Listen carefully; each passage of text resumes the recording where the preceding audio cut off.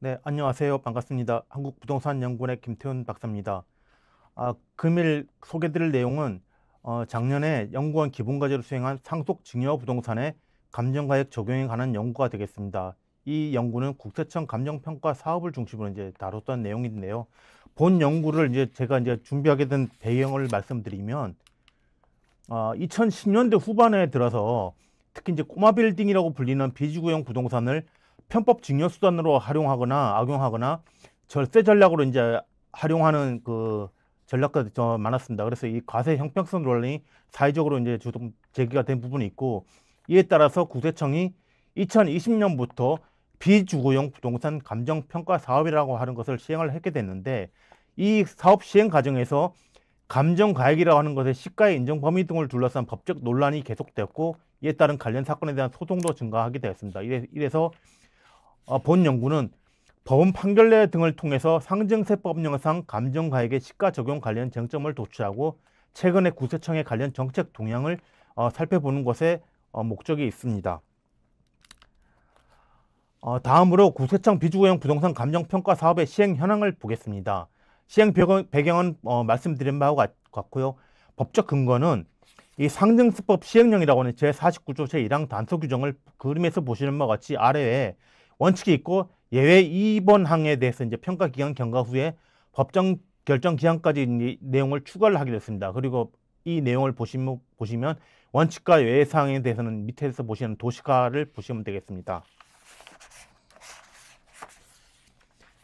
해당 내용을 반영하기 위해서 국세청에서는 수령이라고 하는 상속세 및 증여세 사무처리 규정이라고 하는 것을 수령을 개정하게 되는데요. 2020년에 비주거형 부동산에 대한 감정평가 대상을 신설하게 되고, 2023년에 평가 대상 기준 및 대상 선정의 고려 요인을 이제 명확하게 했습니다.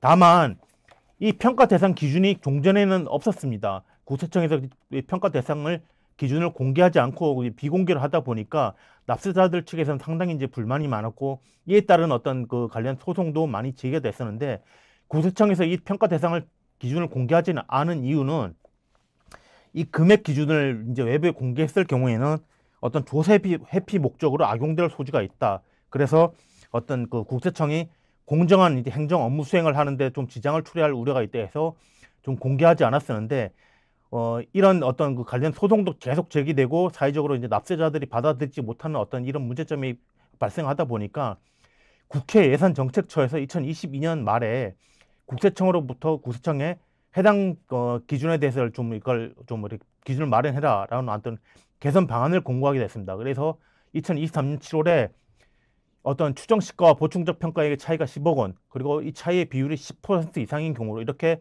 해당 기준을 공개함으로써 납세자들로부터 해서 어떤 예측 가능성 제고를 위해서 이제 이런 금액 차이를 기준을 공개하게 됐습니다. 다음으로 보실 내용은 이 사업 수행 절차인데, 이 부분은 뒷부분에서 다시 말씀드리고요. 국세청이 그럼 이 비주거형 감정평가 사업을 2020년부터 한 2023년 말까지 수행하는 성과를 보시면 맨 오른쪽에 그 납세자들이 초창기에는 한 9% 정도로 자발적으로 감정한 비율이 9%에서 해마다 이제 증가하면서 2023년 말에는 21.3%까지 이렇게 좀 시가에 근접해서 이제 그 과세하는 비율이 좀 증가했다. 이것을 좀 알 수가 있습니다.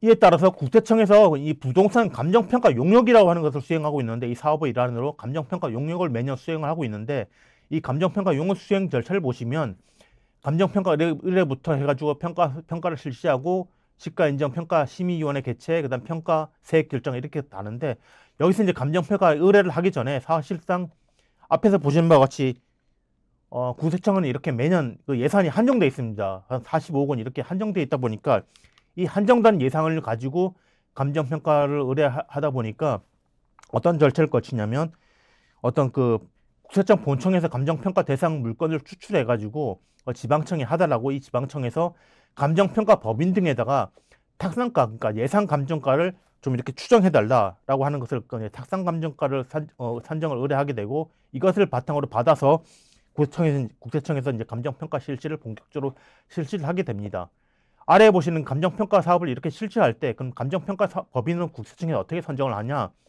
국세청은 기본적으로 전문성과 역량을 갖춘 감정평가 법인을 매년 공개 경쟁 입찰을 통해서 선정하는데 이 평가법인 등은 통상적으로 매년 한 5개 감정평가법인으로 구성된 컨소시엄을 구성해서 하고 있습니다. 그래서 이렇게 하고 있고, 이렇게 컨소시엄으로 선정된 법인들은 국세청이 일하는 이제 감정평가를 독점적으로 수주해서 이제 하고 있습니다. 그리고 이렇게 이제 이 감정평가 법인 등이 제출한 평가서를 바탕으로 이 감정가액이 그럼 시가로 인정될 수 있는지 여부는 국세청에 있는 내부적인 재산평가심의위원회라고 하는 곳에서 시가 인정 여부를 이제 판단하게 되고, 시가로 인정되게 되면 상속 증여 재산을 평가하게 됩니다. 평가하게 되고 세액을 결정하게 되는데, 아무래도 이 감정가액으로 결정하는 이 평가액은 그 납세자들이 그 보충적 평가 방법으로 했던 그 가액보다 상당히 좀 그 높은 가액이다 보니까 결과적으로 궁극적으로 상속세나 그 증여세를 국세청에서 추가적으로 이제 징수를 하게 되는 절차를 거치게 되고 있습니다. 다음으로 이제 상속 증여 부동산의 감정가액 적용 관련 쟁점인데, 본 연구에서는 이 부분을 분석 대상 이제 소송 사건에 대해서 이제 소송 실태를 분석을 했습니다. 2022년부터 현재까지 2024년 말까지 총 26건의 이제 해당 사건 관련된 사건이 있었고, 판결례로는 35개 기준이 있었습니다. 이 중에 상속세 부과 처분이 46%, 증여세 부과 처분이 약 54%로 나타났고, 사건 유형별 재판 결과는 그림에서 보시는 것 같이 원고가 납세자가 승소한 경우는 초창기에 일어났던 3건의 경우를 빼고는 전부 다 과세당국인 국세청이 승소한 것을 확인할 수가 있습니다. 이 부분은 뭐냐면, 상속 증여 재산의 신고가액 현황하고 사건별 감정 결과를 이제 보고서에서 발췌한 내용이 되겠습니다.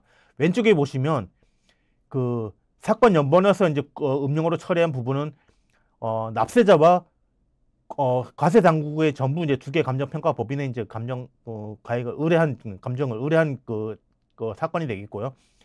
원고 측 상속 증여 재산 신고 현황하고 사건별 감정 결과에서 보시는 분, 평가 기준일과 가격 산정 기준에서 음영 표시된 부분은 평가 기준일과 가격 산정 기준이 동일한 경우를 의미하는 경우라 되겠습니다.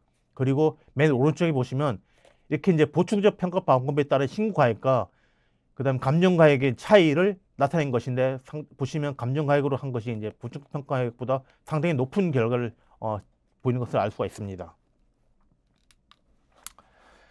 이렇게 분석 대상 사건에 대한 관련 쟁점 유형을 이제 검토한 결과 크게 3가지 쟁점으로 이제 유형화 카테고리 할 수 있는데, 첫 번째로 시가로 인정되는 감정가액의 의미를 해석하는 관련 쟁점이 48%로 가장 많았고, 다음으로 감정평가 대상 선정, 이제 국세청에서 이제 감정평가 대상을 선정하는 부분에는 너무 자의적이다 하는 부분하고, 그다음 과세 처분에 따른 조세 원칙을 위배했네 여부가 38%를 차지했고, 마지막으로 감정평가 수행 관련된 부분은 감정가액의 할 때 감정평가 기간에 할 때 자의적으로 했는지, 어떤 공정성을 갖췄는지, 객관성이 있는지, 이런 부분의 쟁점이 15%를 차지하고 있는 것을 확인할 수가 있었습니다. 이 부분은 보다 앞에서 살펴봤던 관련 쟁점 3가지의 유형을 보다 카테고리 항목별로 살펴봤는데, 시가로 인정되는 이 감정가액의 이제 의미 해석과 관련해서는 아무래도 상정세법이나 시행령에 나와 있는 법적 규정입니다. 소급 감정 적용, 그다음 가격 변동의 특별한 사정 인정, 그다음 가격 산정일 기준일 적용, 이 부분들은 전부 다 이제 법이나 시행령에 나와 있는 규정들을 어떻게 이제 적용했는지, 어떻게 해석하고 있는지에 대한 쟁점이라 할 수 있고요. 두 번째 쟁점, 감정평가 대상 선정 또는 이제 과세 처분에 따른 조세 원칙 위반 여부, 이 부분은 아무래도 조세법적으로 국제기본법이나 헌법상의 어떤 조세 법률주의, 조세 형평주의, 조세 평등주의, 그다음 감정평가 대상의 사정고지를 어떤 미비 여부, 그다음 세무조사권, 이런 부분에 대한 어떤 그 조세법적 관련된 부분이라 할 수 있고요. 감정평가 수행 관련 쟁점은 말씀드린 바와 같이 감정가액의 공정성 및 객관성 관련 쟁점이라 할 수 있는데, 이 부분을 보시면 한 14건의 이제 그 감정가액의 공정성 및 객관성 관련 쟁점이 있었지만, 사실상 이 부분은 초창기 때, 이 해당 사업이 시행됐을 초창기 때 관련된 사건의 판결은 대부분 법원에서 좀 오해를 해가지고 그 감정평가 법인 등이 했던 감정가액이 선정할 때 약간 주관이 개입돼 있다, 이런 부분들 약간 오해한 부분이 있어가지고, 이 부분은 최근에 협회에서 국세청에 어떤 감정평가 법인 등의 어떤 주관 개입 여부가 없다, 감정평가 기업과 법인 등은 이거 할 때 감정을 할 때 공정하고 객관성 있게 모든 수단들을 강구해서 이렇게 하고 있다라고 하는 그 해신 의견을 보내고 난 다음에 그 다음부터는 이 법원 측에서 이와 같은 관련된 쟁점은 더 이상 없는 것으로 보여집니다.